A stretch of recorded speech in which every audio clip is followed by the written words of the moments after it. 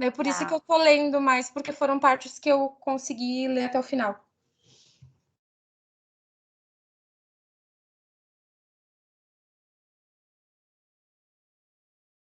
Duda, tu quer continuar ou tu quer que eu continue? Pode terminar essa página, porque o nosso é Tá. um pouco mais longo. Tá.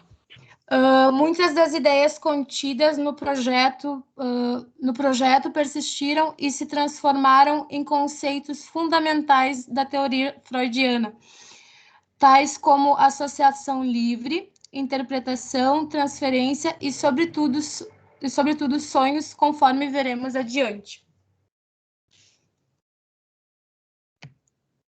São ali estudos sobre histeria, né? Esses estudos já representam, na realidade, o primeiro tratado psicanalítico de Freud, tal a quantidade de ideias contidas nessa monografia. 4 conceitos importantes surgem aqui: repressão, associação livre, abreação e catarse. No trabalho sobre o mecanismo psíquico dos fenômenos histéricos, Freud elegem o trauma psíquico como causa da histeria, substituindo assim a ideia da degeneração constitucional de... Eu não sei falar esse nome, mas eu acredito que seja Janet. Enfim. No entanto, diferente de Brauer, que considerava que o trauma levava a um estado hipnoide e daí a histeria, Freud entendia a histeria em termos bem mais dinâmicos, isto é, em função da repressão, termo que empregou nesse trabalho pela primeira vez, mas já com o mesmo sentido que tem hoje, um mecanismo de defesa que exclui da consciência impulsos inadmissíveis, o que significa, portanto, uma operação inconsciente que retira completamente... Só um minuto que meu computador aqui deu problema. Que retira completamente da consciência uma ideia ou fato inevitável. É também nesse texto que aparecem pela primeira vez os conceitos de abreação e catarse, o que significou um afastamento em relação à abordagem hipnótica de Charcot.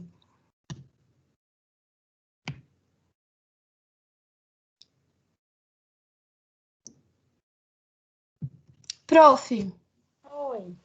tu poderia me explicar melhor essa questão desses conceitos, abreação, catarse, porque eu vou ser sincera que eu não consegui compreender muito bem. Tá. Bom, aqui o que o autor está resgatando, né?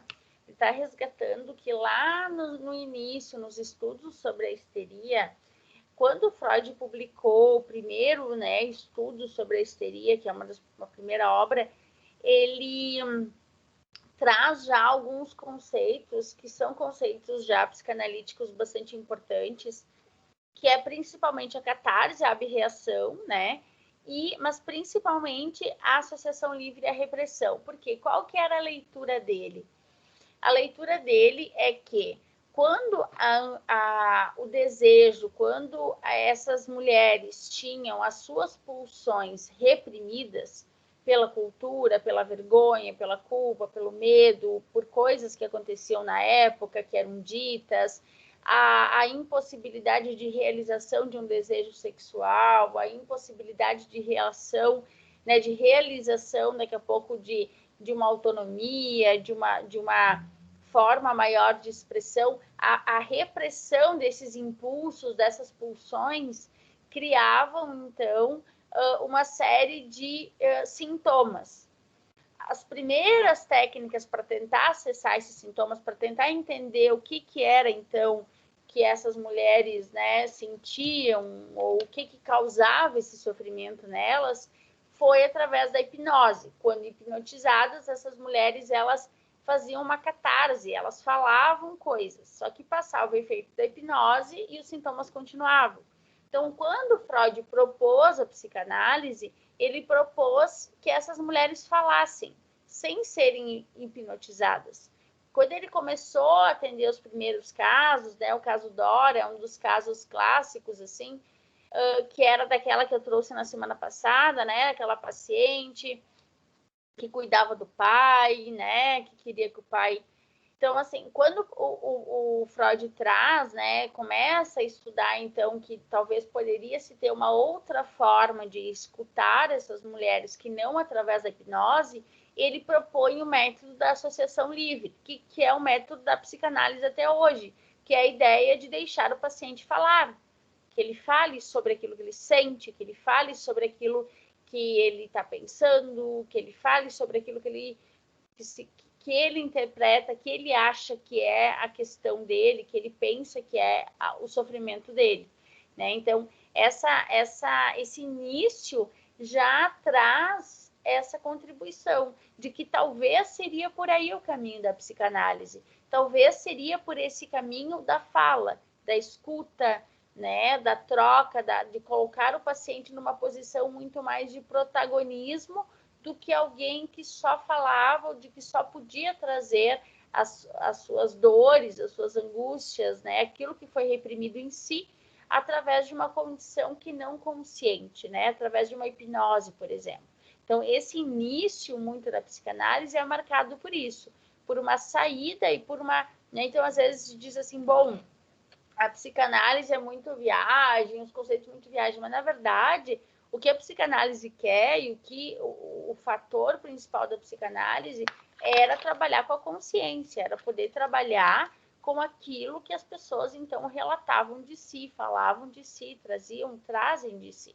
E, a partir disso, ir interpretando, fazendo esses encaixes, e entendendo um pouco esse sintoma que aparece, porque o que a gente tem é o sintoma, né?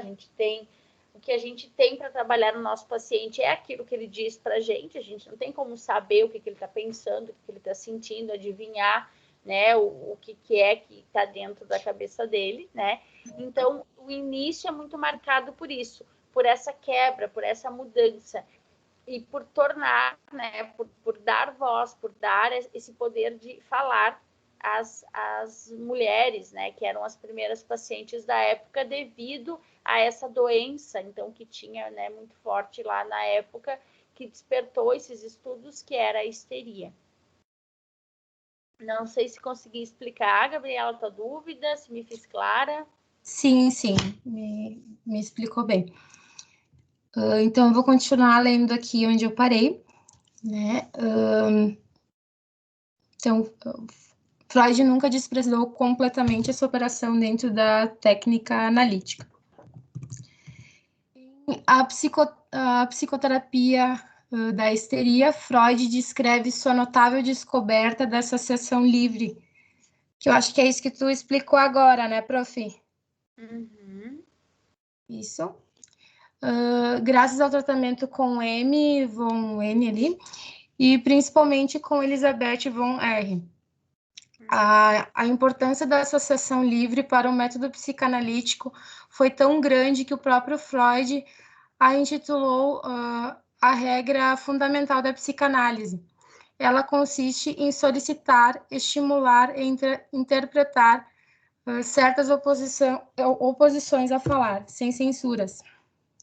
Tudo o que ocorre na mente do paciente. Só um minuto que meu computador travou aqui. Por sem censuras, deve-se entender a abolição da censura entre o consciente e o pré-consciente, a assim denominada primeira censura. Como as associações levam ao reprimido, a associação livre é uma das vias de acesso ao inconsciente mediante momentâneas exclusões da censura entre o pré-consciente e o inconsciente, a segunda censura. Com os estudos a histeria, Freud 2 ali, apresenta seu primeiro modelo psicológico, com um referencial psicodinâmico para a compreensão e o tratamento. Só um minuto.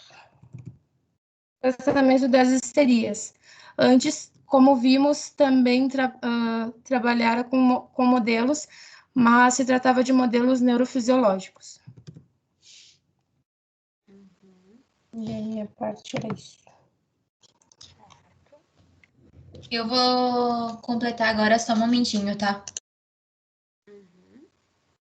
Eu vou compartilhar aqui, talvez, daí eu consigo ir vendo vocês e também deixando o texto para os colegas na tela, pode ser? Para a gente ir acompanhando onde está e para a gente poder estudar esses conceitos.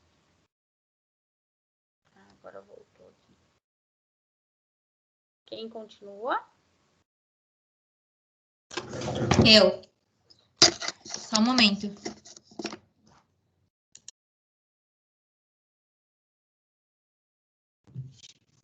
Prof, Oi. vou só fazer uma observaçãozinha, tá? Na primeira aula eu comentei que eu não gostava muito da psicanálise, né? Porque eu já tive uma experiência, na verdade, não muito boa. Mas estudando a disciplina, eu consigo ver que ela é uma das linhas que faz mais sentido. A questão do inconsciente, ego, superego, id, enfim, essas coisas, eu acho que é a que mais faz sentido de todas as teorias, para mim hoje, né?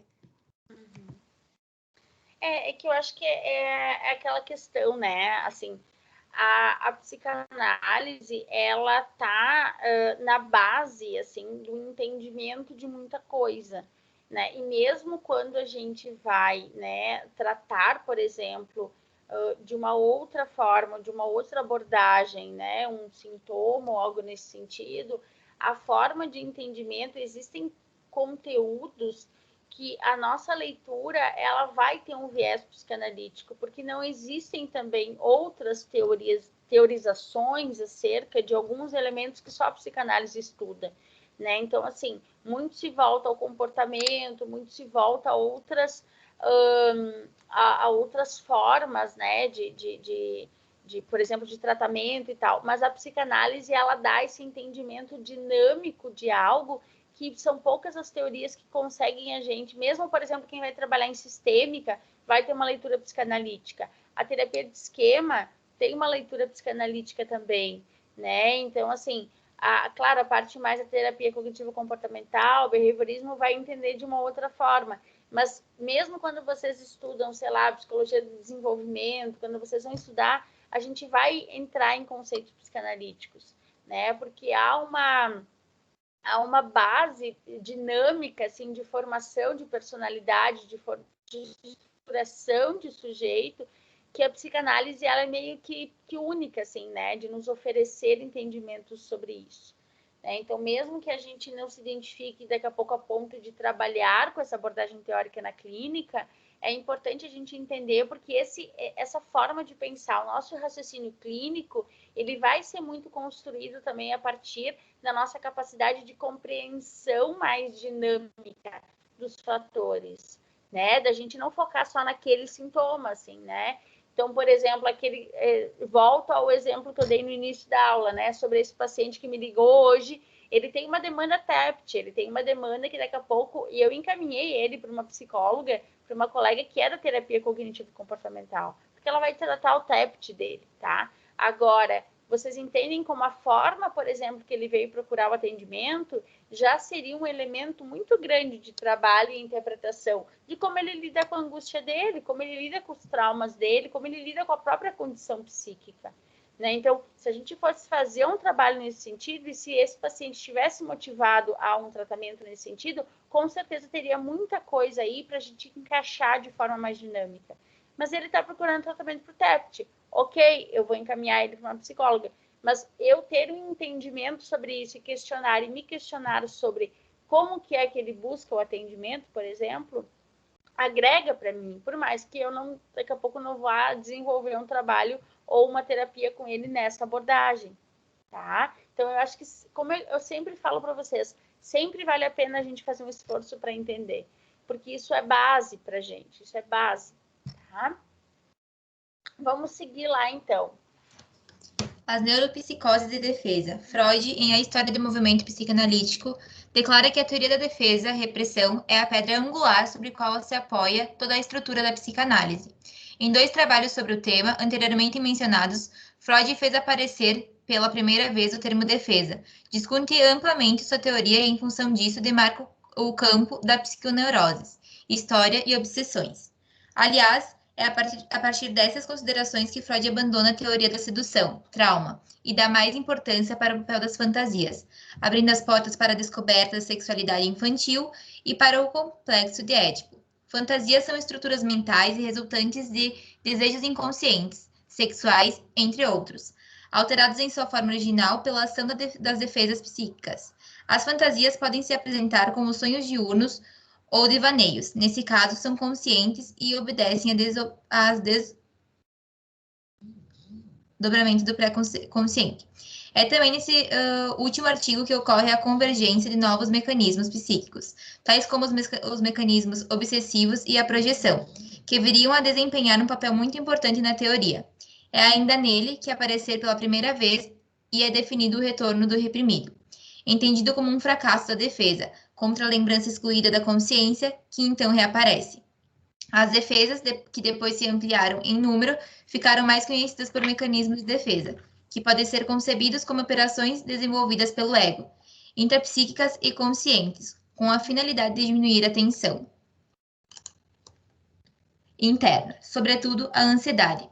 Depois de Freud, outros autores, tais como Anna, Melanie Klein e Lacan, contribuíram para a expansão desse conceito.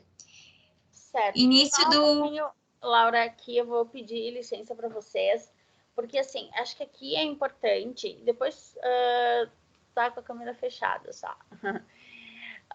Depois, eu acho que, assim, é importante a gente parar aqui, porque eu quero trazer para vocês um elemento. Aqui, o autor está trazendo que lá no início, então, da psicanálise, o que o Freud já entendeu? Que haveriam mecanismos que ajudam a gente a reprimir, a guardar e que fariam uma certa tentativa de alívio com a nossa angústia. Então, assim, aquele sintoma da histérica era, na verdade, uma consequência de uma tentativa de defesa que falhava, que voltava um pouco dessa angústia que deveria ficar guardada e elas sofriam por isso. Então, qual que é a máxima do mecanismo de defesa? Que a gente, todos nós, temos no nosso psiquismo uma série de elementos, de fatores, que ajudam a gente a sofrer menos. E é importante que a gente tenha isso, né? Que a gente tenha desenvolvido isso de alguma forma para que a gente sofra menos. Esses mecanismos de defesa, eles não são 100% efetivos, eles acabam falhando.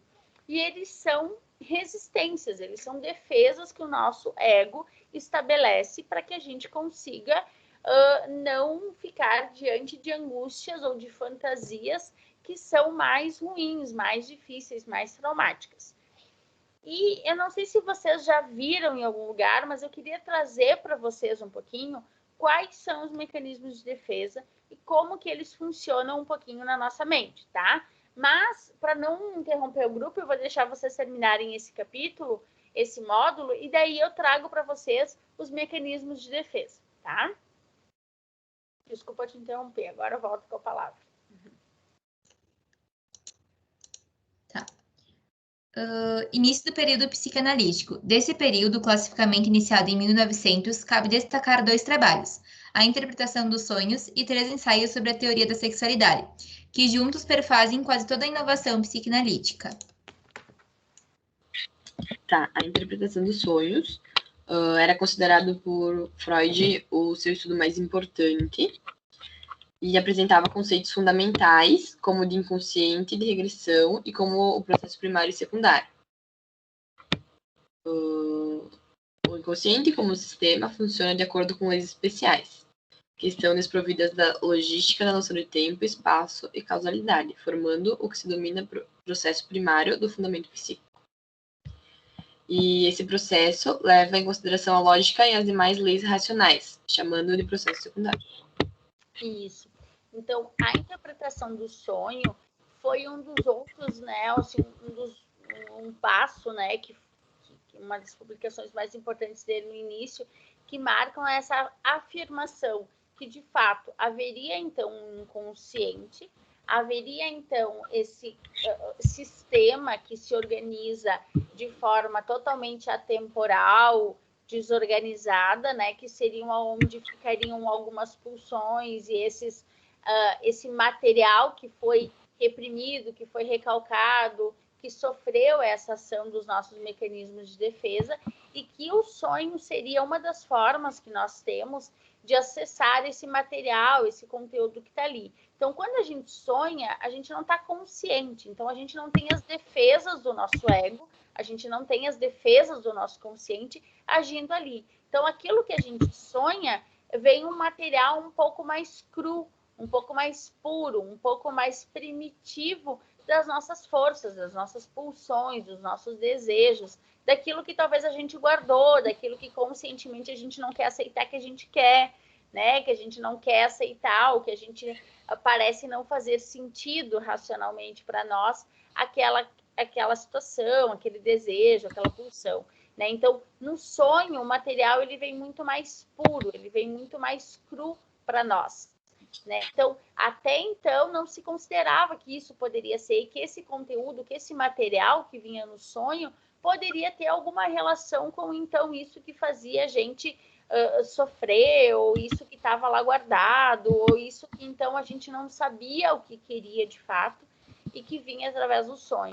Então, há toda uma ressignificação, e hoje, né, dentro da técnica psicanalítica, a gente vai trabalhar muito com a questão do sonho. Eu já trouxe aqui para vocês, né, alguns sonhos que eu tive, por exemplo, alguns sonhos que são curiosos, para a gente poder pensar assim, o quanto tem de conteúdo ali e o quanto pode ser interpretado. Então, a interpretação dos sonhos é um elemento muito usado até hoje. Quem já fez terapia com psicanalista, né, ou como eu que faço, por exemplo, sonho sempre é um conteúdo para a sessão, para a gente poder discutir elementos, porque às vezes a gente está tão construído em defesas e a gente está tão reprimido nos nossos desejos que a gente parece que não sabe o que quer, né? Que parece que a gente não reconhece mais o nosso desejo, que a gente não sabe mais direito se eu quero isso ou se eu não quero isso, ou o que realmente eu quero. Então, muitas vezes, através do sonho, a gente consegue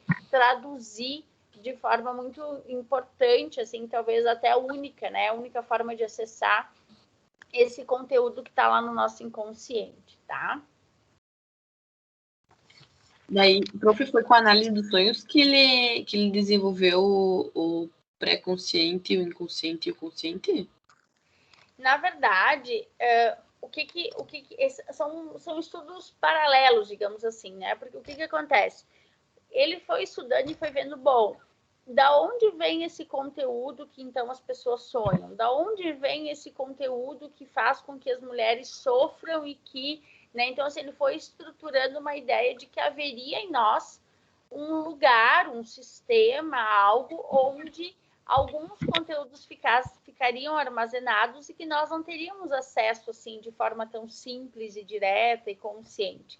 E que então esse lugar, né, ele foi colocando como esse inconsciente. Depois foi desenvolvendo, melhorando esse conceito para entender que esse inconsciente ele não é só o produto daquilo que a gente guarda, não é só o nosso porão, digamos assim, da nossa consciência, mas também ele produz coisas, né? Daqui a pouco ele tem elementos que estão no nosso inconsciente que nunca foram conscientes e foram guardados lá, mas que nasceram lá e que estão ali. Porque daí depois, na segunda tópica, ele desenvolve que haveria um id, um ego e um superego, né? Então, lembra que eu mostrei para vocês a ideia do iceberg, né? Aquela ideia de que tem um consciente, tem um pré-consciente e tem um inconsciente, né? Então, e junto com isso haveria um superego, que é a nossa noção de lei, de norma, de cultura.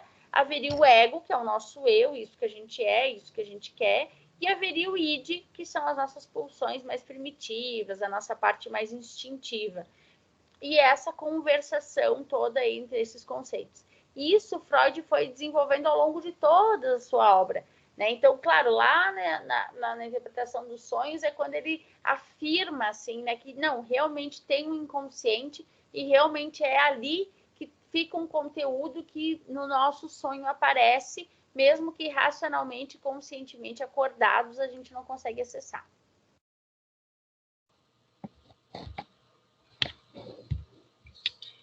Tá, então no conceito dos 3 ensaios sobre a teoria da sexualidade, Freud apresenta a etiologia das neuroses e ultrapassa a obrigatoriedade de escolher entre fatores endógenos e exógenos. E sobre a sexualidade infantil, Freud considerava um dos seus conceitos mais importantes e controvertidos, porque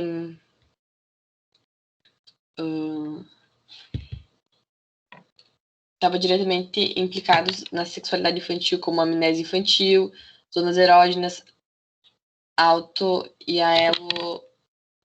aloerotismo, prazer oral, anal e fálico, complexo de castração e complexo de Édipo, que são os centros dos conflitos infantis.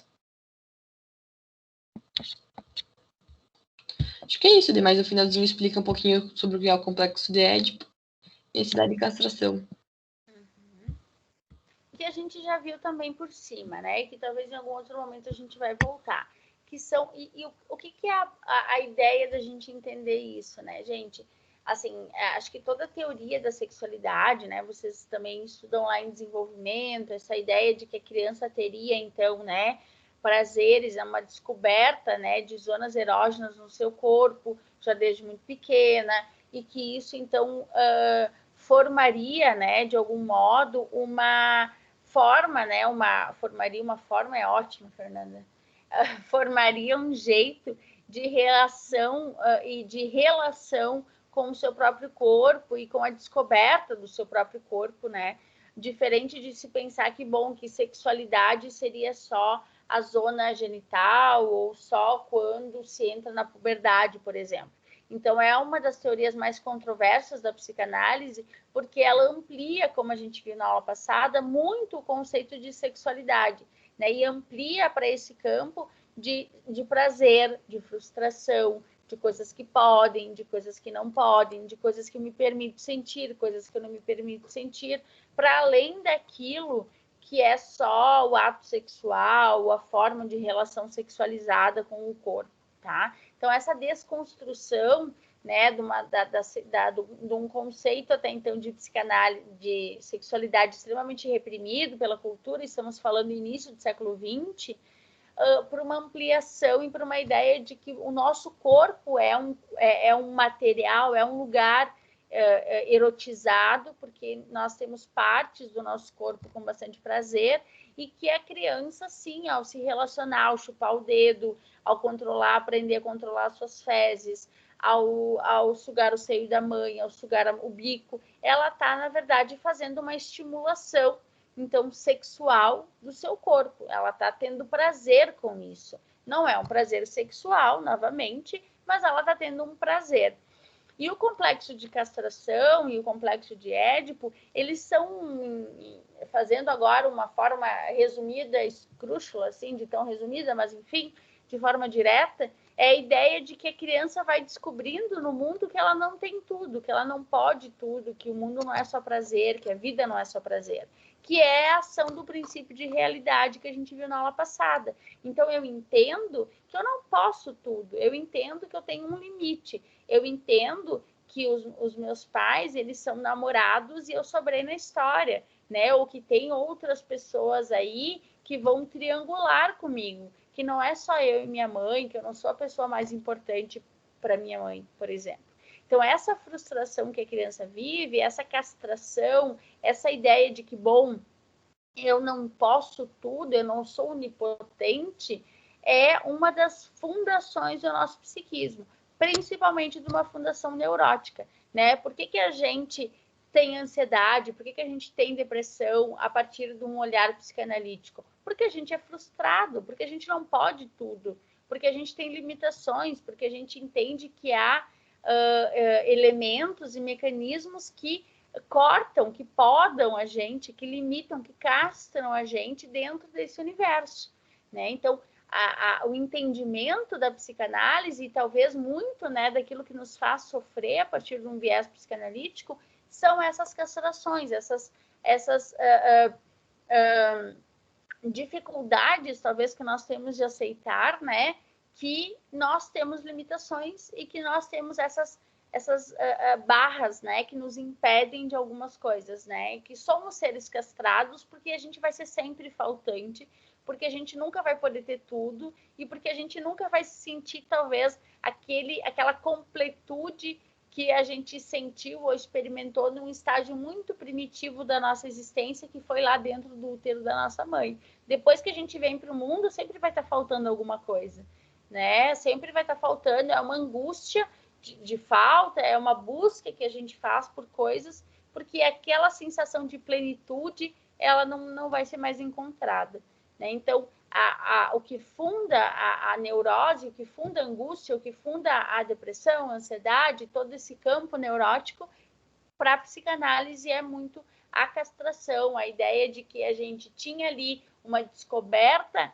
né, de prazeres no nosso corpo, uma ideia de onipotência, que quando a gente começa a entender como que as coisas são, a gente encontra o limite, a gente é castrado, a gente é barrado, e a partir dali a gente vai viver com isso, e a gente vai viver com a ideia de que a gente não pode tudo. Se o cara termina o relacionamento contigo, tu tem que aceitar que o cara terminou o relacionamento contigo. Se tu perdeu o emprego, tu não vai poder ir lá e obrigarem a te contratar de novo. Tu vai ter que elaborar esse luto e entender que tu perdeu esse emprego, né? Então, toda a nossa angústia depois disso vem dessas experiências iniciais que a gente tem de não ser o centro do mundo, de não ser a onipotência, o reizinho, né? A majestade, o bebê, né? Como dizia Freud, tá?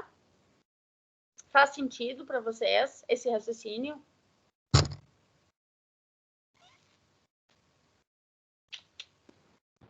Faz, prof.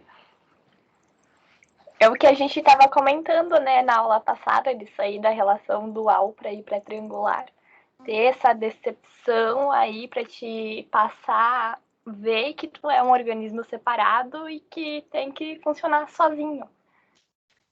Exatamente. E que tu vai ter que funcionar e que vai ser angustiante mesmo viver. Que vai ser faltoso mesmo. A gente não vai essa ideia, né, de uma felicidade, né, algo alcançado que é só tu seguir tantos passos lá para tu ter ela. Isso para psicanálise não faz sentido algum, né? Porque a nossa existência, ela se funda a partir de uma frustração. É a partir de algo que eu não posso que eu aprendo a querer alguma coisa. Porque até que tudo eu posso, ou tudo eu tenho, ou tudo eu sinto, não me falta nada, né? Então, a nossa possibilidade, a capacidade que a gente tem também de buscar coisas, é porque há uma falta, há a construção de algo que está fora de nós. Então, eu tenho uma ideia de que eu tenho que fazer uma faculdade para ser psicólogo. Eu tenho a noção de que eu preciso trabalhar para ter meu dinheiro. Eu tenho uma noção que as coisas estão fora de mim, as coisas não vão vir para mim, porque eu não sou o centro do mundo, né? E essa ideia de que isso gera angústia, porque seria muito melhor, né, se a gente pudesse ter tudo, como o bebê que chora e alguém traz comida, né? Semana passada, no meu trabalho, alguém doou para nós um monte de banana, e daí eu disse, alguém podia levar essas bananas para casa e fazer um bolo de banana com essas bananas. No outro dia, eis que tinha um bolo de banana em cima da mesa da cozinha do trabalho. Eu disse, olha, agora eu realizei a minha fantasia primitiva de satisfação, porque eu quis uma coisa e a coisa apareceu, sem eu fazer esforço nenhum, eu só falei, né? O mundo não é assim, eu até brinquei, como eu queria que as coisas fossem assim, né? A gente quer uma coisa, a coisa aparece. Não é assim, né? O mundo real não é assim. E essa noção de que o mundo não é assim, a gente aprende lá no momento em que a gente se frustra, no momento em que a gente passa por um complexo de Édipo, que a gente passa por um complexo de castração, que a gente entende a existência do outro, o tempo, né? E isso se dá ali quando a criança tem em torno de 3, 4, 5 anos. Ela vai passar por esse rompimento dessa coisa idealizada, né, para um entendimento. Não é que ela não entende, é claro que ela sabe o nome da vovó, do papai, ela sabe quem é quem, a prof, mas ela ainda não tem essa noção de castração, de limite tão estabelecida quanto ela vai ter depois quando ela passar pelo complexo de Édipo. Tá? Vamos lá, gurias, obrigada. Módulo 2, para todo mundo poder falar. Depois eu trago um pouquinho do que eu preparei aqui para vocês. Eu posso começar, então. O 2. Pode abrir a câmera, Lana? Tem? Sim, só um minutinho. Eu não tô no ver, né? Mas enfim, o importante é ver. Com certeza. Prof, uma das coisas que eu achei mais bonita nessa teoria é ter o objeto dentro de si, a constância objetal. Não sei se é dessa teoria, mas enfim, eu acho muito lindo isso. Uhum. É mais Melanie Klein. Tá, eu vou falar só para dividir mais ou menos com as colegas também sobre a metapsicologia, o narcisismo e o masoquismo. Ok. Que estava ali no 2. Então, a metapsicologia é um conjunto de modelos conceituais mais ou menos distantes da experiência. Ela foi fundada pelo Freud, daí seriam as pulsões, a repreensão, enfim, essas ficções ali. O narcisismo é a libido investida no ego, é o amor pelo ego. E no começo teve muitas discussões sobre o que seria esse narcisismo. Essas teorias mesmo foram um pouco meio que complementares umas às outras. Elas foram se fundando junto em uma construção maior, assim, do que seria realmente o narcisismo. Deixa eu ver. Eu tô vendo as minhas anotações aqui.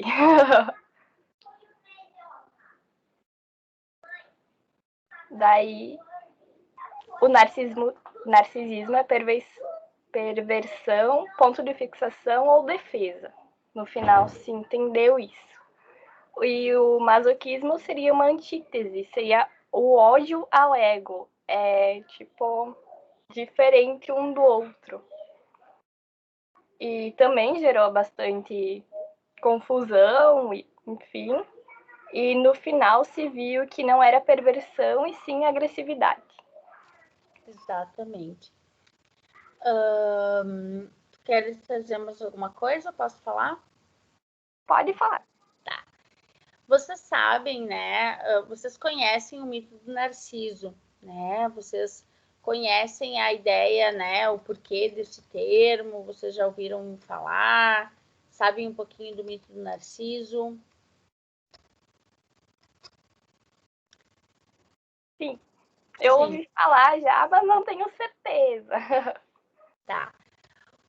Na verdade, assim, o Freud, ele usou muito de outras teorias, né, de outras experiências, assim, para escrever os textos da psicanálise. Muito, né, da filosofia e também da mitologia grega. E ele traz esse termo da mitologia grega para explicar, porque na mitologia grega, Narciso era um jovem muito bonito e que existem, na verdade, duas versões, tá? Do grego que eu conheço. Daqui a pouco existem outras, tá? As duas versões que eu conheço é a seguinte. Primeira, esse jovem muito bonito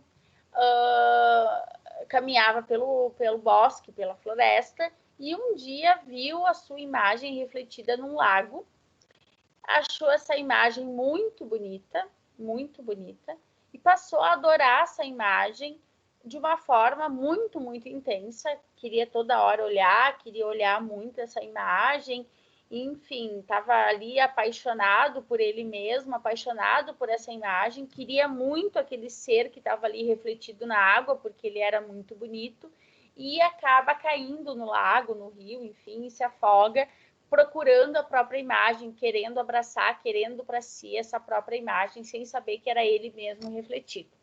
A outra versão é um pouco mais romântica daí, né?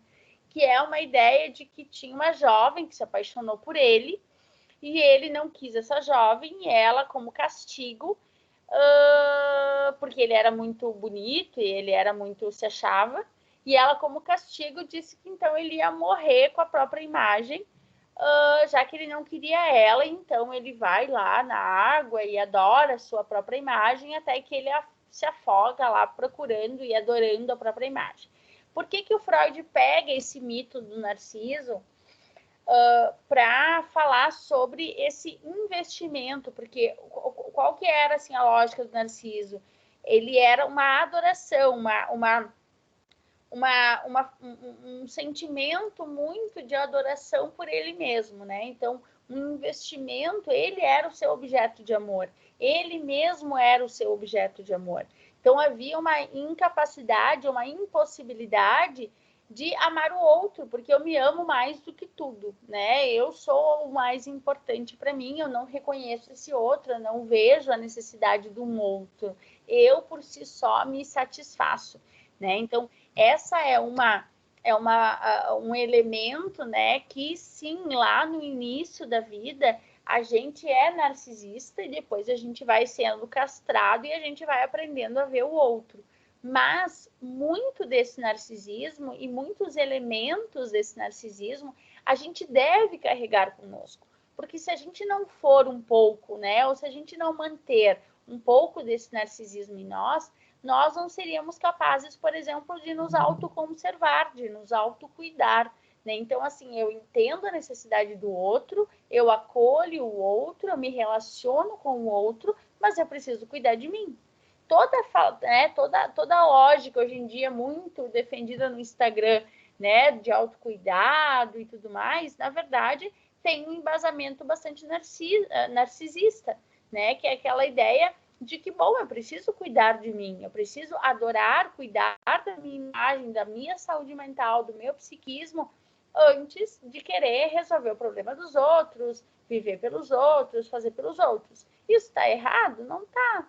Né? A questão é a medida que a gente vai fazer isso. No momento em que eu busco a minha satisfação, o meu bem-estar, e eu não consigo visualizar, não consigo identificar, não consigo perceber o outro, aí eu tenho um problema, né? E existe, no DSM existe transtorno de personalidade narcisista, pessoas que não conseguem entender, relacionar, empatizar, reconhecer o outro, né? São o mais importante para si e o que vale é o seu desejo, a sua satisfação, o seu bem-estar, o seu ganho financeiro e tudo mais, né? E não consegue relacionar, não consegue ver, não consegue perceber o outro, né? Ou ver o outro só como algo para satisfazer a ele mesmo, ver o outro como alguém assim, tá, tudo bem, eu preciso de ti, mas eu sou melhor que tu, então eu posso abusar de ti porque eu sou melhor que tu, né? Então, assim, olha que dado importante.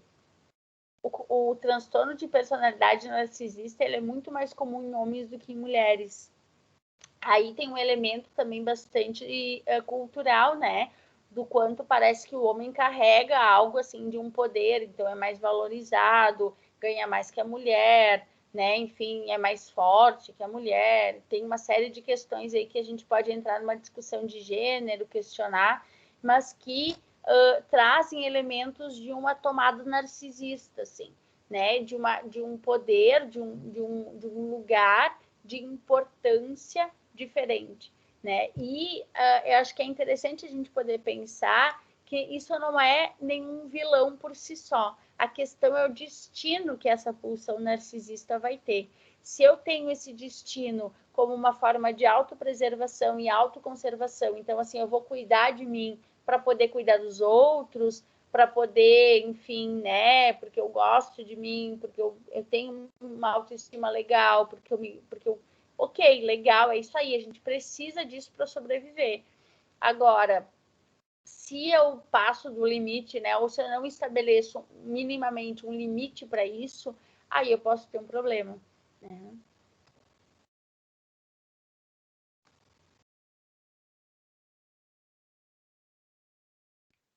Certo? Profe, Oi.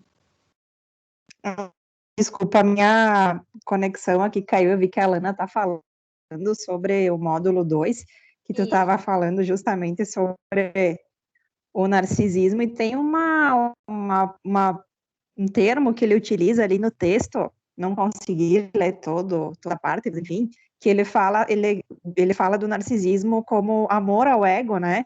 E depois ele faz uma comparação, não, ele fala que o masoquismo ele se opõe é justamente um ódio ao ego. Isso. Mas na minha concepção, o ego ele é um mediador, né, entre o superego e o id, né? Então eu fiquei um pouco confusa nesse sentido de amor ao ego, se o ego é um mediador entre os dois. Eu gostaria até que tu me explicasse. Se tu falou, me desculpa que eu não ouvi. Ah, não tem problema. Bem legal, a Natália, né? Bem legal a tua pergunta. Sim, Isso. o ego é uma mediação entre o superego, né? Então, que é entre essa lei, essa norma, aquilo que pode, aquilo que não pode, aquilo que eu internalizei enquanto uma limitação, e o id, que são as minhas pulsões, os meus desejos e tal, mais primitivos, né?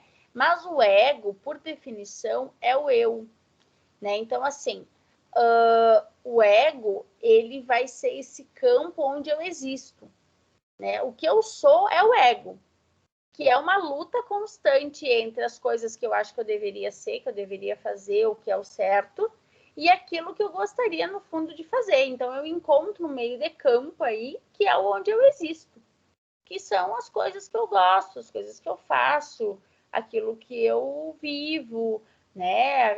Como eu estruturo a minha personalidade, nem tão perfeita quanto o superego diz que eu tenho que ser, nem tão primitiva e baseada lá no meu prazer como é o id. Então eu fico aqui no meio. Eu vou encontrando um jeito de viver, que eu entenda as regras, mas que eu também possa realizar um pouquinho daquilo que eu quero, daquilo que eu sou. Então o ego, ele é esse meio.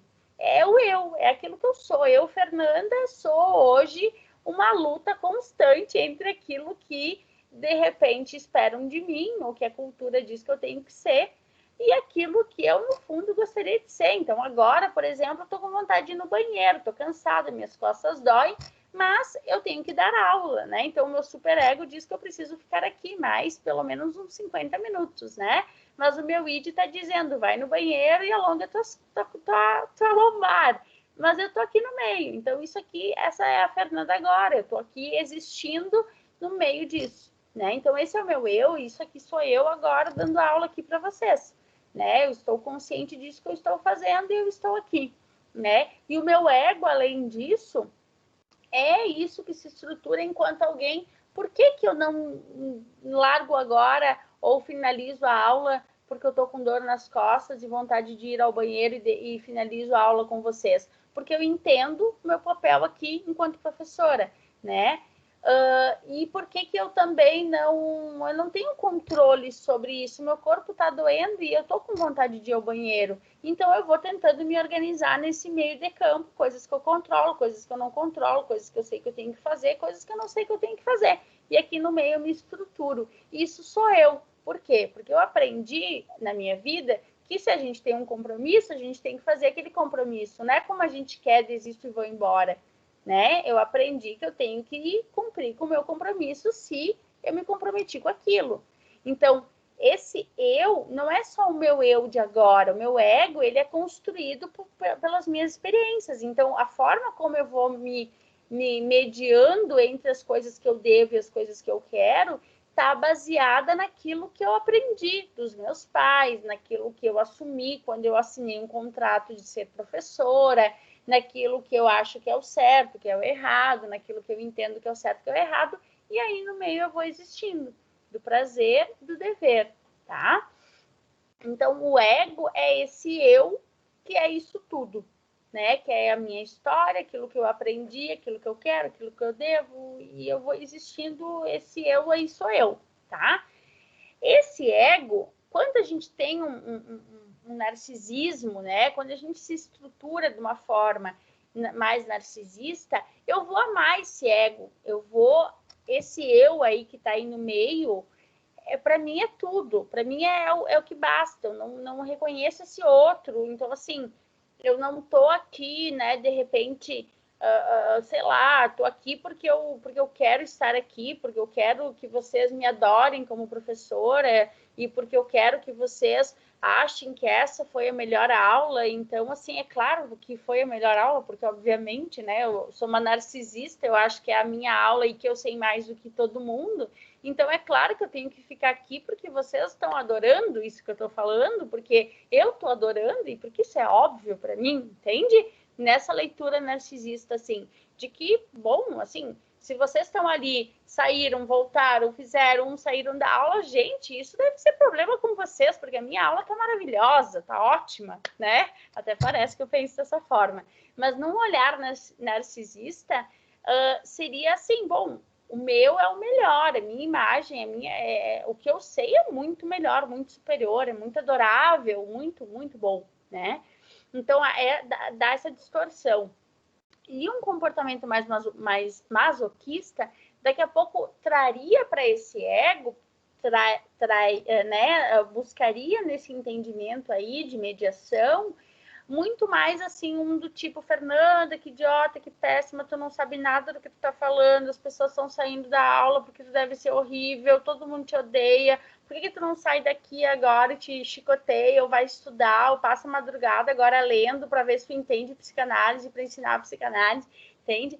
Claro, tô fazendo algo meio ilustrativo, né, gente? Mas no sentido assim, de que no masoquismo há uma grande punição desse ego, uma grande punição e uma grande violência, uma grande crítica, uma grande agressividade com esse ego. Então é como se eu não aceito isso que eu sou, eu acho que isso que eu sou é muito ruim.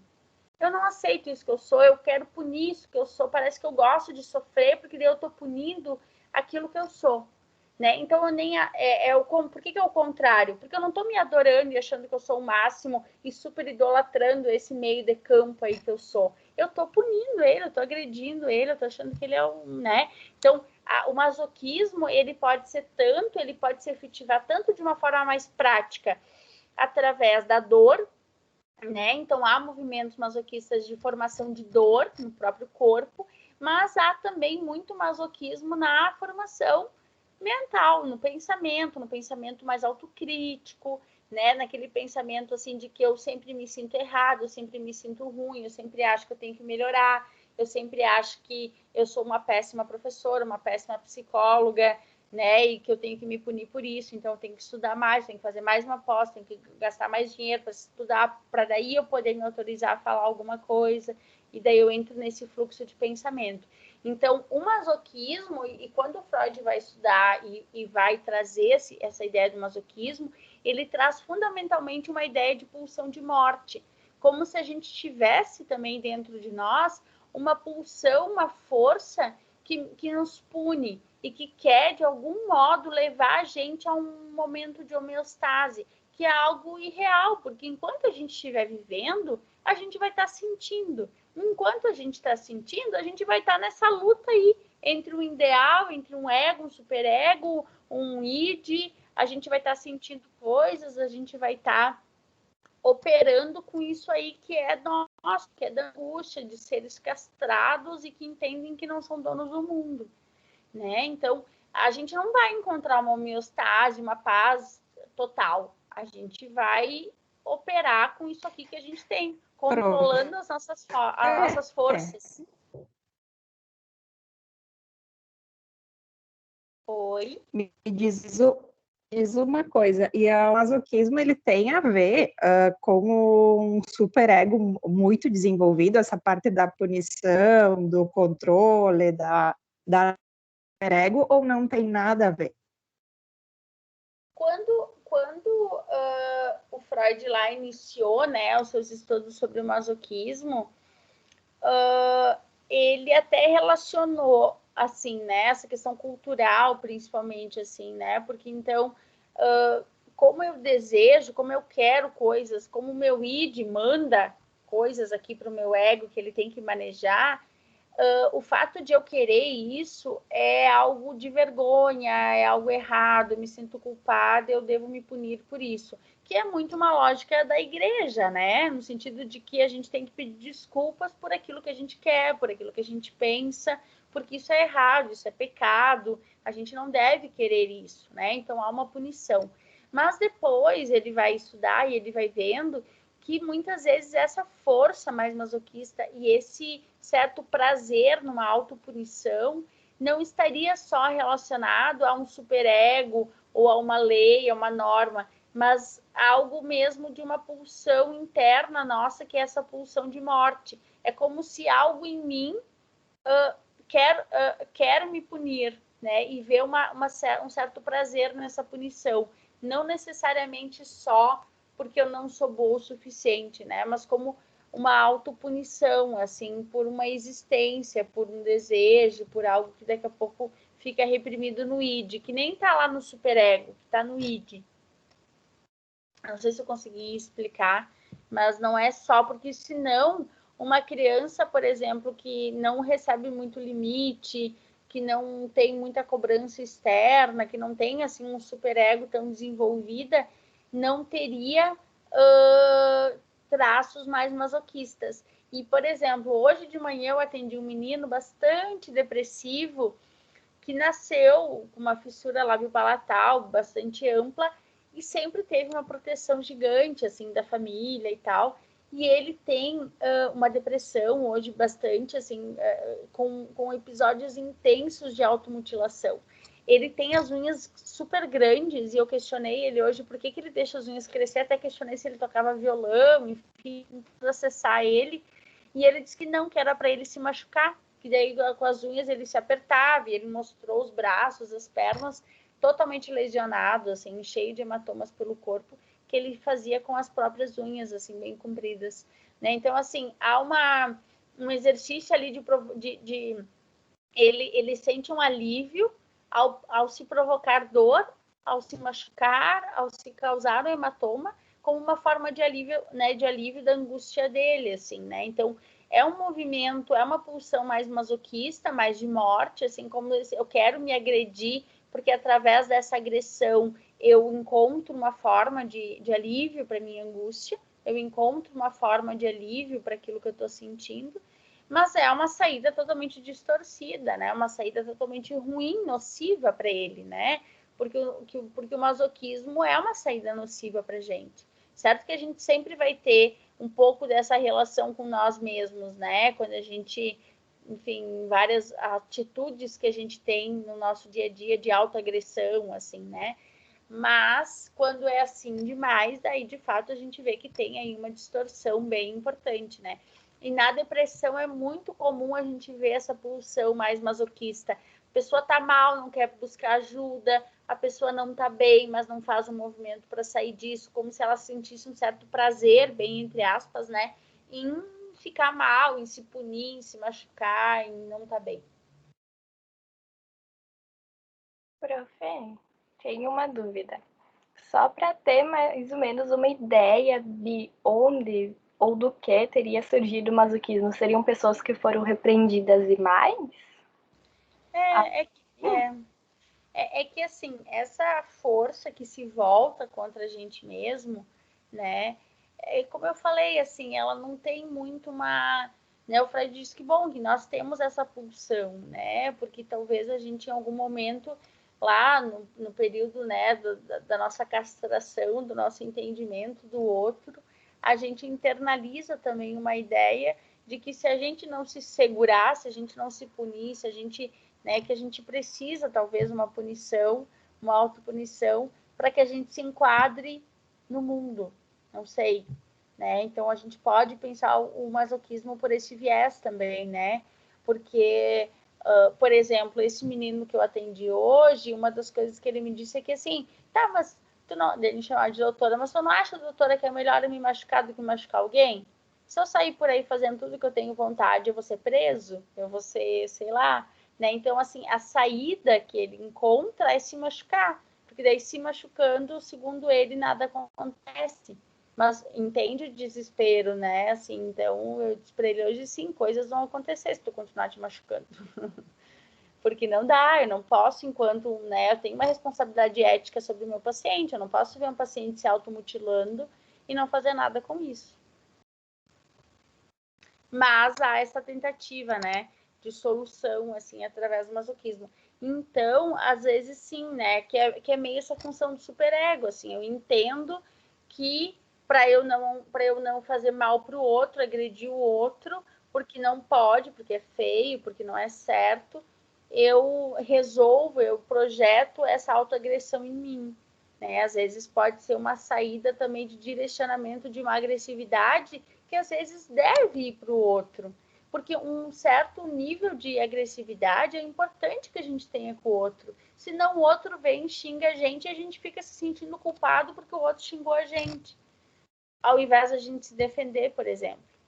Né? Então, um certo grau de agressividade é importante que a gente tenha. A criança, alguém xinga na escola, sofre bullying, a criança chora e não quer mais ir para a escola. É importante que nesse momento ela desenvolva uma capacidade de reagir a essa agressão. Não precisa ir lá e bater no colega, mas ela pode entender que isso não é dela e que ela não quer isso e que ela tem que devolver isso com uma certa agressividade, de dizer, não, peraí, eu não sou isso aí que tu está falando, né? Quando ela aceita isso e começa essa autopunição, bom, pode ser que eu seja isso, pode ser, né? Pode ser também uma saída mais masoquista. Então, tem que sempre também entender um pouco de uma ideia mais dinâmica, de onde vem isso e como que isso opera naquele sujeito, como que isso acontece naquele sujeito. Se é um masoquismo mais simbólico, se é mais físico, se é mais prático, né? De que forma? E a mesma coisa do narcisismo, né? Vai ter o narcisista que vai só se auto-engrandecer, como vai ter o narcisista que daqui a pouco vai abusar do outro, vai achar que pode tirar vantagem dos outros, não vai ter uma vergonha, por exemplo, né? De daqui a pouco abusar num relacionamento mais, né, mais abusivo, ou de tirar uma vantagem num negócio, algo nesse sentido, porque ele é muito melhor que os outros, então se ele é esperto para fazer isso, ele tem o direito de fazer isso, né? Então tem que sempre ver como que isso aparece no sujeito. E para a psicanálise, para além do transtorno, a ideia de que há em nós esses mecanismos agindo, né? E que eles, em certo grau, quando isso tudo funciona mais ou menos equilibrado, a gente tem uma vida ok, né? Quando essas coisas se desequilibram muito, tem a produção de uma angústia maior, a produção de um sintoma. Ali do módulo 2, quem mais é do módulo 2, ainda tem a questão do inconsciente, né? Que acho que a gente já falou um pouquinho. Não sei se vocês têm alguma questão sobre o inconsciente.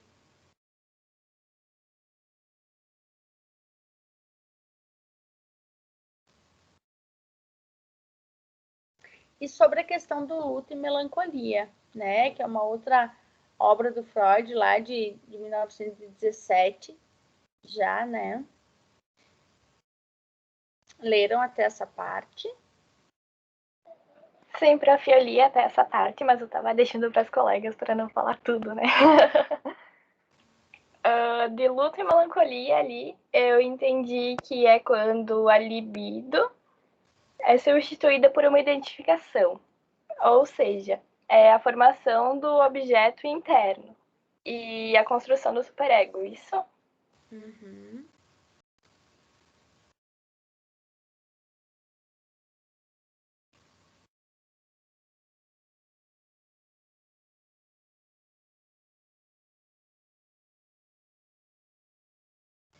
É que o que o Freud pode falar?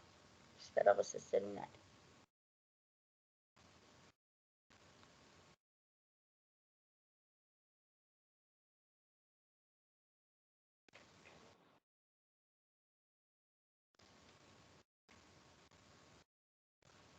É que, bom, o que é esses conceitos, né? Isso aqui acho que a gente também vai entrar em alguma aula mais especificamente.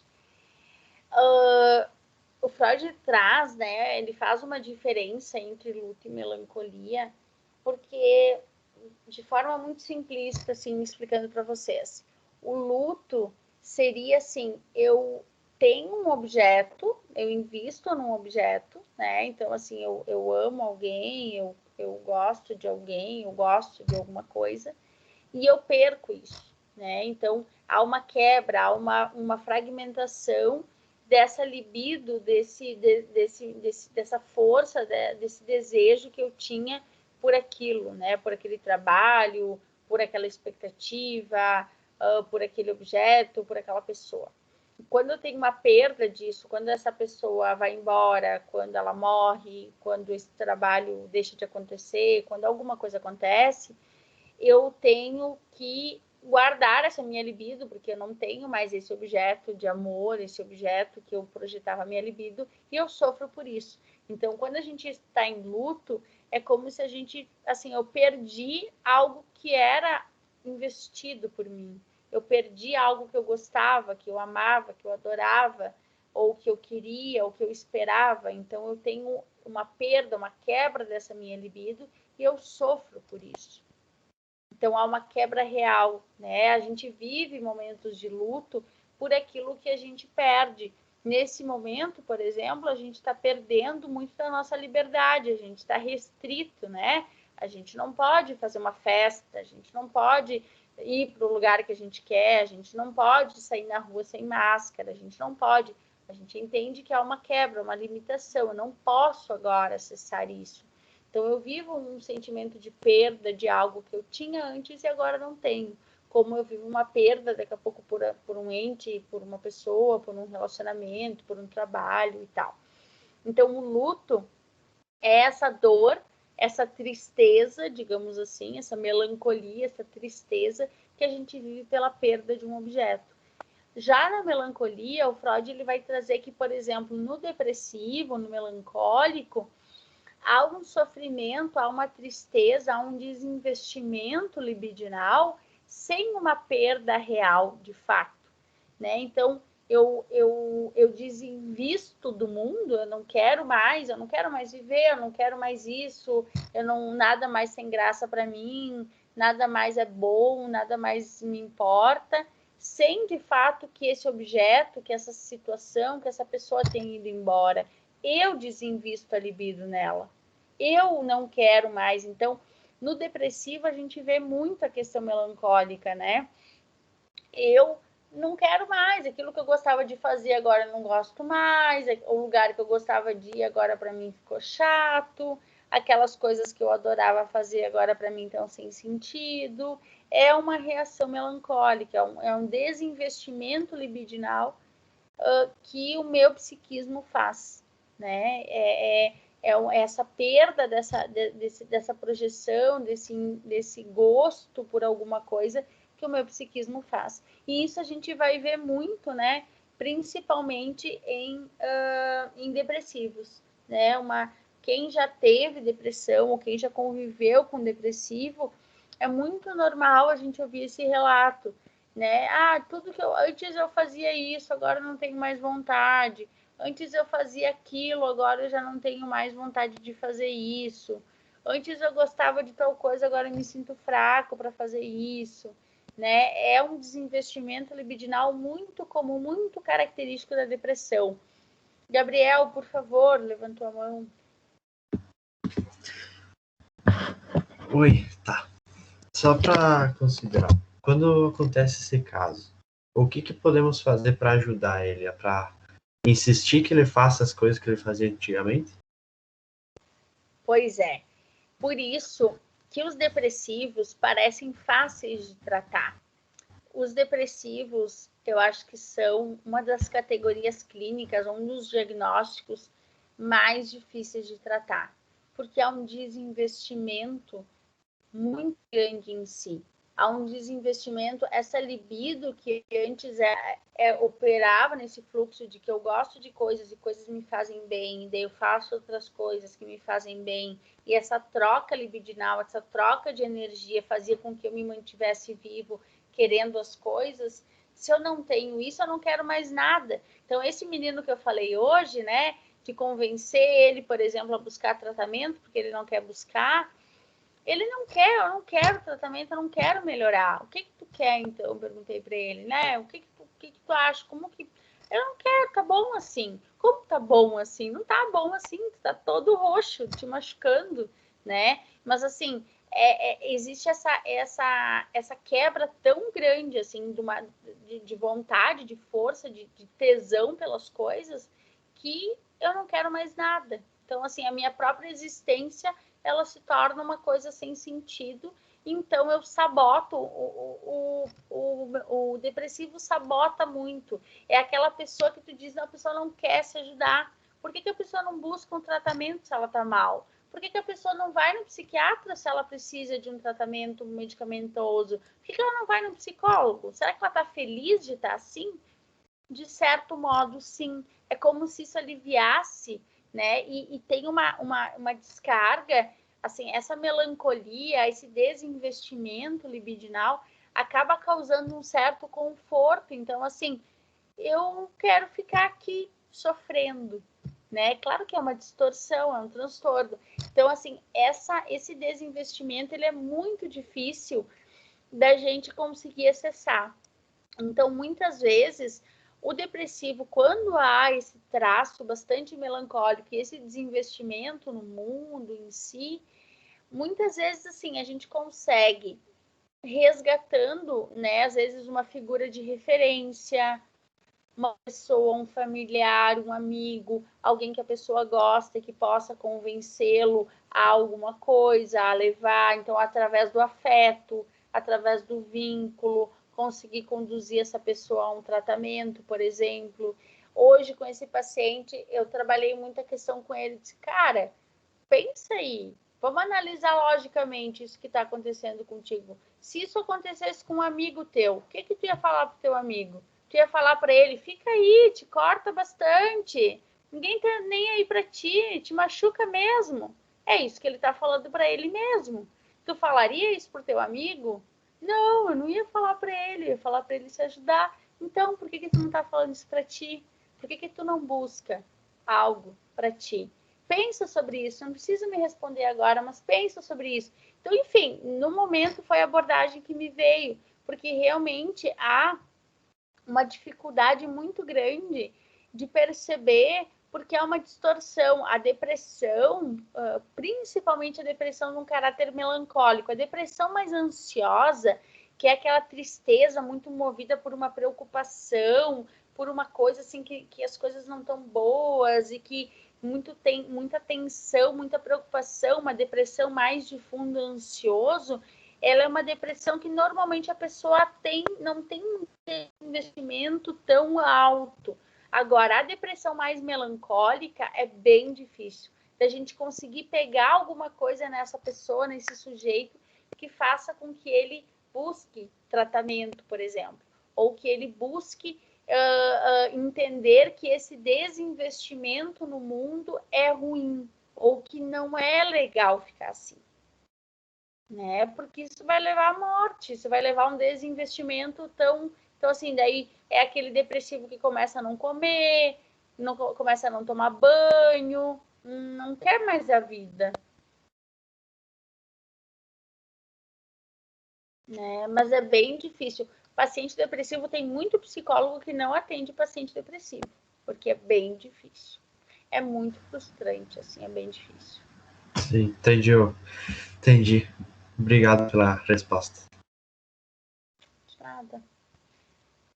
Bom, então é um pouco disso, né, que o módulo 2 traz. O módulo 3, quem ficou aí com o módulo 3? Que são essas 3 grandes evoluções, né, lá já em 1920, por aí, né, quando Freud já publica, então, o princípio do prazer, a segunda tópica e também sobre as ansiedades. Quem ficou com o módulo 3?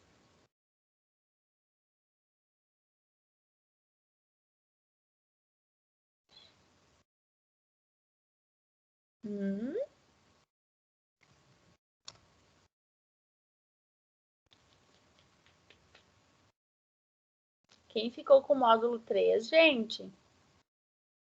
Era a Daniela, outra Gabriela, pelo que me lembro, a Jéssica, não?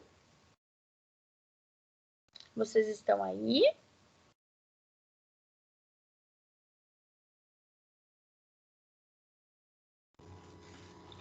Tô, prof, só que eu não tô conseguindo abrir o livro, professora.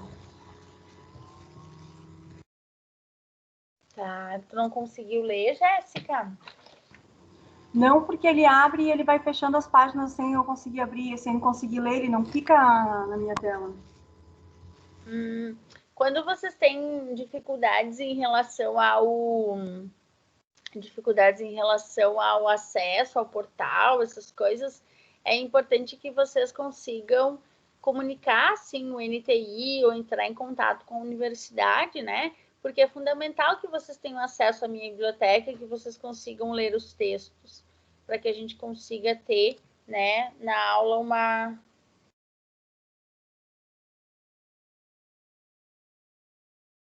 uma discussão.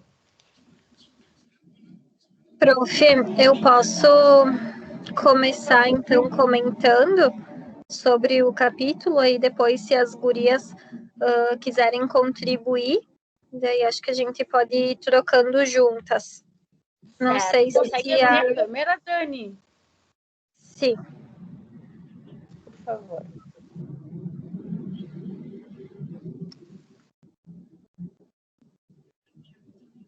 Acho que não sei se deu certo. Deu. Eu acho que era eu, a Maísa e a Gabi, né? Isso. Aí acho que eu vou iniciando, e se vocês quiserem ir contribuindo com alguma coisa, a gente vai comentando juntas. Esse módulo 3, então, ele fala das revoluções que aconteceram. Então, enfim, esse capítulo do livro, como a gente já veio comentando, ele vem falando sobre as obras de Freud.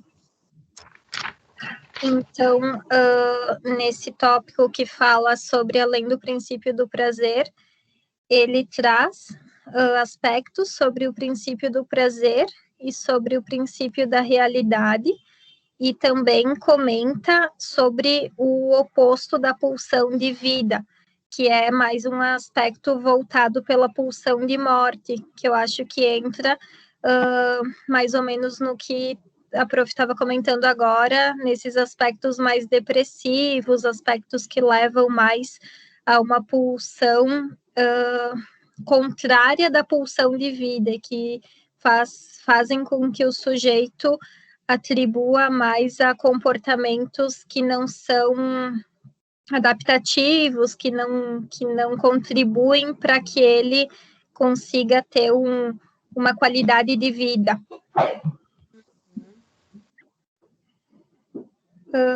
Também fala que ele vem trazendo esses conceitos, sendo resultado de trabalhos anteriores. O que eu pude perceber assim na leitura é que Freud tem muitos trabalhos, muitas obras, muitos livros, e que um vem complementando o outro.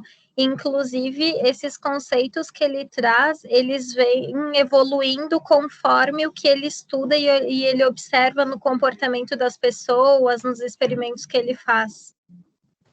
Exatamente. Depois do princípio do prazer, ele fala sobre o id e o ego, que é essa questão também que a gente já conversou em aula, que o id, ele tem um comportamento, eu, quando falo no id, sempre me remete àquela criança no supermercado, que não tem controle nenhum, que se joga no chão, que quer, enfim, da forma como ela quer, e talvez o ego e o superego vão ser os pais que vão trazer um controle de comportamento para essa criança, que ela consiga ter um comportamento mais social e adequado para a situação. Eu faço uma referência mais ou menos assim, mas nesse capítulo o que ele fala sobre o id e o ego é no sentido deles serem conscientes e inconscientes. Ele faz mais ou menos essa nomenclatura que é o que a gente viu na aula passada, pensando naquela imagem do iceberg, entre o que é consciente e o que não é. Deixa eu ver mais o que. Aí, todos esses aspectos que ele faz, ele se remete a obras dele, que nem aqui ele traz no sentido da interpretação dos sonhos. É uma das obras. Inibições e sintomas de ansiedade, ele traz os estudos que ele fez sobre a ansiedade, no sentido de ser algo reprimido, de ser algo consciente, inconsciente. Eu achei que ele traz esses conceitos, mas de uma forma bem sucinta.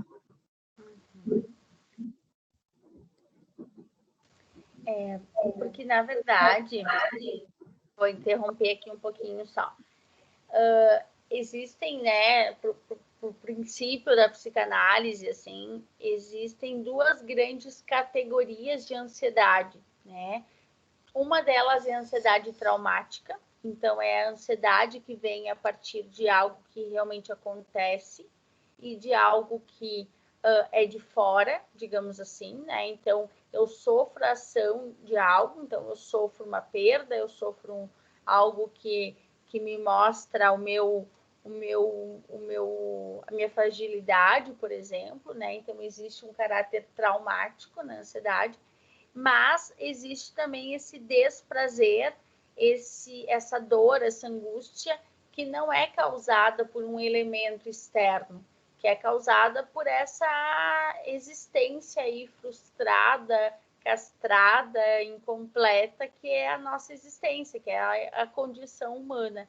Então, ele vai trabalhar, né, nessa teorização ali, que ele começa lá a partir de 26, 25, 26, que são os anos finais das obras dele, que é essa ideia de que haveria, então, dores, né, e angústias internas, e sim dores e angústias que são da cultura, que são de coisas que a gente vive. Então, nem tudo é lá da nossa infância, do nosso desenvolvimento, daquilo que a gente sofreu lá no nosso complexo de Édipo, de castração, mas que a gente está dentro de um ambiente que provoca também em nós situações que geram sofrimento, né? A gente não é determinado pelos nossos primeiros anos de vida. É claro que muito daquilo que a gente vai viver e como a gente vai reagir a isso foi determinado lá no início da nossa vida. Mas isso não é só. É também aquilo que está acontecendo. Tanto que as obras finais do Freud, né, vão ser muito, que é o módulo 4 ali, que é muito a questão da cultura, do externo, né, das questões que ele vai estudar depois, o mal-estar na civilização, ele vai estudar outros temas que são temas de ordem externa, e não mais internas, como eram os primeiros trabalhos. Então, era nessa relação do narcisismo, das defesas do ego, né, das nossas castrações, das nossas limitações. Ele amplia para isso, para entender e para reconhecer o meio, o ambiente, a cultura, a sociedade.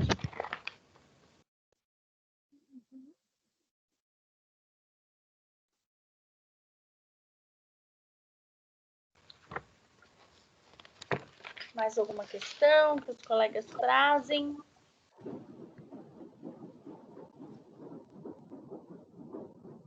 Eu acho que da minha parte era basicamente isso. Até os módulos, eles trazem os conceitos de maneira sucinta, mas clara. Então, a partir da leitura, dá para ter um entendimento do que ele está querendo dizer com os conceitos. E nessa questão, agora aqui sobre a ansiedade, pensando, né, existe, e isso para TCC, por exemplo, para outras teorizações, né, também a gente vai ver essa distinção. Na terapia de esquema também a gente estuda isso. Há algumas angústias que elas são produzidas enquanto formas de reação. Então, se tem uma ameaça externa, se tem, por exemplo, uma pandemia acontecendo e eu me sinto mais ansioso porque eu estou com medo, é algo que é de uma capacidade de reconhecimento do outro. Então, assim, eu reconheço que existe esse outro, eu reconheço que existe um fator externo que me ameaça, ou que ameaça as pessoas que eu gosto, e eu fico mais ansioso, eu fico mais receoso, eu tento me cuidar para me proteger disso.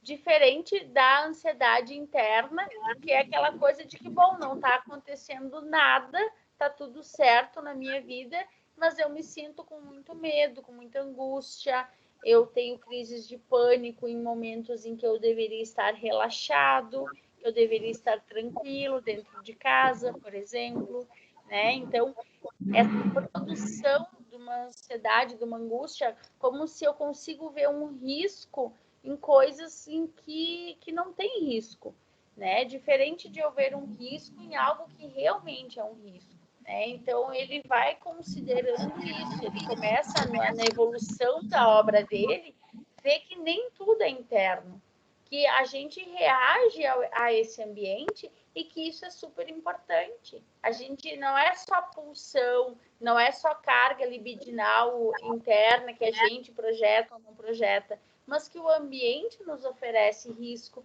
o ambiente nos demanda coisas e a gente vai tentando existir no meio disso. Eu acho que esse segundo aspecto em que nós criamos e não é um estímulo externo é o que ele traz no capítulo chamando de neurose. Seria isso? Isso seria essa, porque a neurose é essa angústia, essa frustração em nós mesmos, assim, né? Então, eu sou o meu objeto de sofrimento, assim, a minha vida é o meu sofrimento, né? Essa coisa muito de que não tem nada externo, não é o outro que me causa mal, não é o ambiente, mas eu mesmo, né, que produz o meu sofrimento, assim.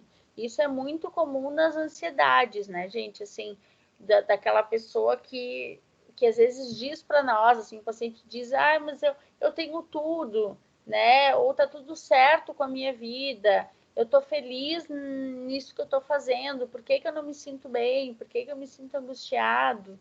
Né? Então, às vezes, é essa dificuldade de entender qual é o motivo da minha angústia, qual é o motivo, né, da minha dor, do meu desconforto, daquilo que de algum modo né, faz com que eu não me sinta bem ou faz com que eu me sinta muito angustiado.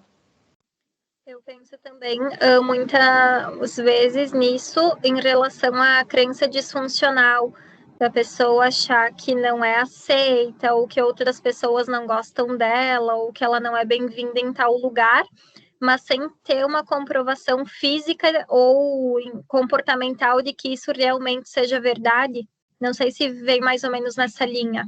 Isso. Para terapia cognitivo-comportamental, essa crença, no caso, o pensamento disfuncional, o que é um pensamento disfuncional? É um pensamento errado, equivocado, distorcido, como se a pessoa tivesse com um óculos que distorce as coisas, mas ela está vendo assim. Então, né, se ela está vendo assim, para ela é assim, mas está distorcido, mas ela não se dá conta que está distorcido. Né? Ou até ela sabe, mas ela sente dessa forma.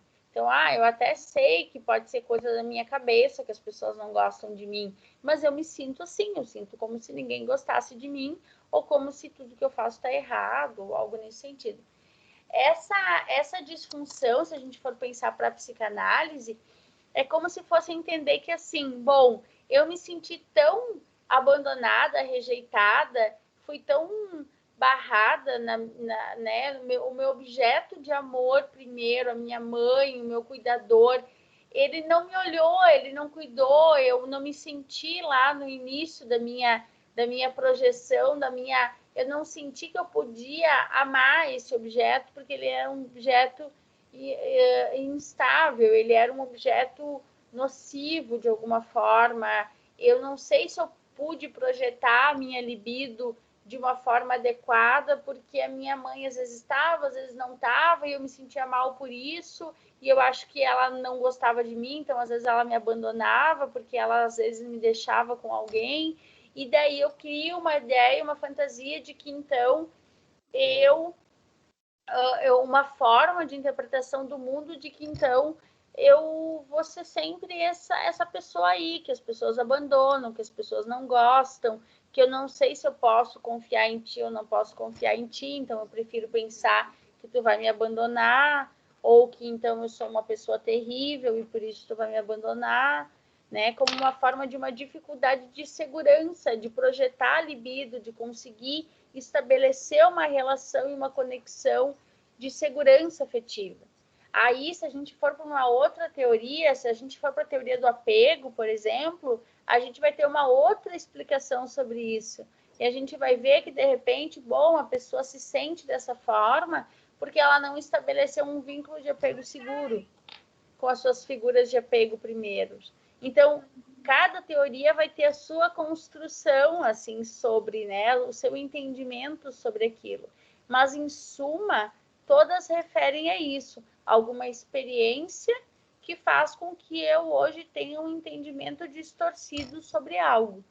Né? Então, eu me vejo pior, ou me vejo melhor, ou me vejo de alguma forma, não porque eu acordei um dia de manhã me vendo assim, mas porque eu tive experiências anteriores afetivas que me fizeram pensar ou construir um entendimento e um sentimento, um afeto sobre aquilo dessa forma.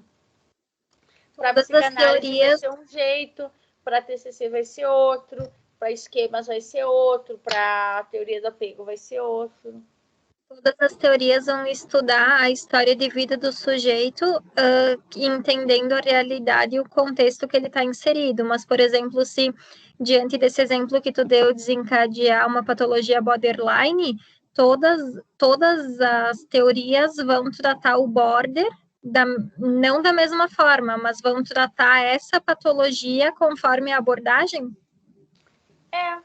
Porque assim, não existe, o diagnóstico é o diagnóstico. Né? Então, um border, ele vai ser um border para psicanálise, para TCC, para terapia de esquema, para sistêmica, né? Porque é um diagnóstico. Agora, a forma de entender a formação desse sistema borderline de ser, esse modo borderline de ser, né? E o entendimento de conduta clínica no manejo desse tipo de paciente vai ser muito singular, vai ser muito de cada teoria. Agora, por exemplo, vamos pegar um borderline, né? Qual que é a dificuldade maior do border, por exemplo, né? Agressividade, instabilidade afetiva, né? Um rompimento, né? Momentos assim muito intensos, né? De afeto muito intenso. Uma dificuldade assim de estabelecer, né, vínculos mais seguros, vínculos mais duradouros, né? Então é sempre uma borda assim, né? Tá sempre ali no meio entre algo, não perde total a consciência, mas distorce ou vê as coisas de uma intensidade que quase beira uma psicose, assim, né? Então fica nessa borda, fica nesse meio de campo aí. Bom, seria a borda entre a neurose e a psicose. Para a psicanálise E para as outras teorias também, né? No sentido de que o border, ele ganha esse nome porque ele é essa linha que divide, essa borda que divide um quadro de uma perda ou não de uma realidade, assim, né? Porque um border, ele pode ter traços quase esquizofrênicos em alguns momentos, de tamanha distorção, descontrole, mas ele também vai ter uma estruturação capaz de manter vínculos, por exemplo, ou não vai ter delírios, alucinações, como, por exemplo, um esquizofrênico, né? Então, por exemplo, no border, se a gente for pensar, bom, a terapia de esquema, a TCC, elas vão trabalhar o quê? Com técnicas, com formas de entendimento dessa personalidade, fazendo psicoeducação e tentando manejar sintomas, tentando entender como que essa pessoa pode compreender o seu funcionamento para que consiga viver no mundo de uma forma menos ruim, menos prejudicial para suas relações, para suas funções básicas, né? A psicanálise é a mesma coisa. Ela vai tentar entender usando talvez outros conceitos, outra forma de ver, mas ela vai entender, bom, o que aconteceu, como que esse sujeito se constituiu, né? Essas angústias e essas forças e essas pulsões, como que elas foram se organizando para que hoje o sujeito entenda ou construa essa forma de relação com ele, com o mundo, com as coisas, e consiga entender isso para que consiga se organizar, para que consiga direcionar as suas pulsões de uma forma mais organizada, entendendo os seus limites, entendendo, né, aquilo que é, então, da angústia de vida dele, das coisas que ele precisa dar conta. Então, no fundo, todas as teorias querem a mesma coisa. E todas conversam porque existem diagnósticos que são diagnósticos, pronto, independente da leitura. Existem psiquiatras que trabalham numa psicopatologia muito descritiva, que é essa psicopatologia do DSM, né, muito mais cognitiva, comportamental. E existem psiquiatras que trabalham com psicanálise total, né? Então, assim, tanto um quanto o outro vai dar diagnóstico, vai medicar, vai conduzir de uma forma terapêutica. A questão vai ser só a forma de entendimento e muitas vezes os conceitos que são usados, né? E aquilo que se coloca ali enquanto um campo de trabalho, de terapêutica mesmo. Mas, no fundo, se quer a mesma coisa, né? É conseguir entender o que esse sujeito sente, fazer com que ele se torne mais consciente daquilo que ele sente, por que ele é assim, por que ele funciona dessa forma, o que ele sente, o que aconteceu com ele, como é que isso se formou, para que ele saiba lidar com isso de uma forma um pouco melhor, que não cause tanto prejuízo, tanto sofrimento, tantos rompimentos na vida dele. Que faça sentido, que se consiga criar um vínculo terapêutico, uma transferência, uma contratransferência, que seja para melhorar a qualidade de vida do paciente, né? Independente da abordagem. Exatamente. Todas as abordagens trabalham muito com a questão do vínculo, né? Assim, porque para a psicanálise é fundamental, assim, para a psicanálise a gente só vai conseguir acessar o paciente, a gente só vai conseguir saber exatamente quem é esse paciente e entender ele se ele trouxer coisas para a gente e se ele falar aquilo que de fato ele sente. E para que ele se sinta confortável para falar aquilo que de fato ele sente, ele precisa ter um vínculo. E para construir esse vínculo tem que ter uma transferência e uma contratransferência, né? Porque se o paciente não traz coisas, não espera algo de mim e eu não sinto algo com aquilo que ele traz, né? Se eu também não me afeto com isso, se eu não vejo coisas aí, eu também não vou conseguir conduzir esse tratamento a lugar nenhum, né? Então, para a psicanálise, a relação terapêutica, que é essa troca do que o paciente traz, o que eu dou para o paciente, como que a gente constrói um canal aí de troca, é fundamental, né? Porque a gente não tem, na psicanálise, por exemplo, em outras abordagens, às vezes a gente tem algum recurso um pouco mais material para iniciar esse vínculo, assim, de troca, né? Por exemplo, na TCC se usa muito tarefas, né? Então, o paciente leva uma tarefa, daí ele traz uma tarefa, daí a gente conversa sobre aquela tarefa. Então, vai estabelecendo um canal de comunicação. Para a psicanálise, esse canal de comunicação, a transferência, a contratransferência, essa relação terapêutica que se estabelece, vai ser a partir da confiança, vai ser a partir disso que o paciente traz, disso que a gente sente, de como a gente vai estabelecer esse vínculo muito pela conversa, pela escuta, pela confiança. Então, muitas vezes, é um vínculo que se estabelece mais profundo, de mais intimidade, porque a gente não está só trabalhando o comportamento, né? Antes de te dizer o que eu quero que tu mude, eu tenho que te conhecer. Antes de eu dizer que esse teu comportamento é disfuncional, eu preciso entender por que tu reage dessa forma. Porque na terapia de esquema, por exemplo, a gente entende que todo comportamento disfuncional, em algum momento, ele foi funcional. Aquele comportamento que hoje pode ser um problema, em algum momento, talvez foi a melhor saída que a pessoa encontrou de lidar com a angústia dela. Pode ser que hoje aquilo não serve mais, pode ser que hoje aquilo é ruim, mas que em algum momento a pessoa ela precisou desse mecanismo, ela precisou dessa forma de ação, de reação para sofrer menos, para que ela conseguisse suportar aquilo que estava acontecendo com ela naquele momento, ou aquilo que ela estava sentindo naquele momento, né? Eu vou deixar para a próxima aula a questão dos mecanismos de defesa, e daí na próxima aula a gente entra, então, no módulo 4, a gente segue nesse texto no módulo 4, porque agora não vai mais a tempo, já é 20 para as 10.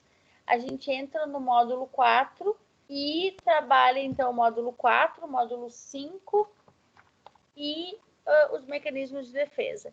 E daí, por favor, vamos deixar a tarefa aí para quem não participou hoje dos grupos, leiam o módulo 4 e o módulo 5 e tragam na próxima aula, porque quem falar em aula, quem contribuir, vai aqui pro caderninho da prof e ganhará pontinhos depois, tá? Então, a gente finaliza agora o 3 e fica o 4 e o 5 para a próxima aula. Então, quem não falou hoje porque teve alguma dificuldade de internet, algo assim, pode contribuir, pode trazer na próxima aula. Então, né, vamos considerar que algumas pessoas não conseguiram acessar a internet. E eu trago para vocês essa questão dos mecanismos de defesa e o caso clínico que eu vou ficar devendo hoje para vocês. Mas como o assunto rendeu aqui, vocês também participaram, já está no horário aí da gente finalizar a aula. Eu quero deixar um espaço agora para que vocês possam perguntar, falar alguma coisa, alguma dúvida, algo que vocês queiram perguntar sobre isso que a gente abordou hoje, para a gente também não sair atropelando, correndo, não precisa.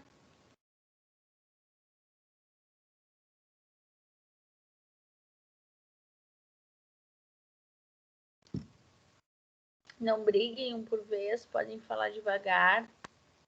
Eu vou escutar todo mundo.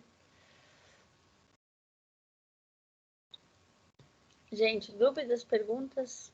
Prof, da minha parte, a princípio está tudo certo. Eu não consegui abrir direito a biblioteca essa semana, mas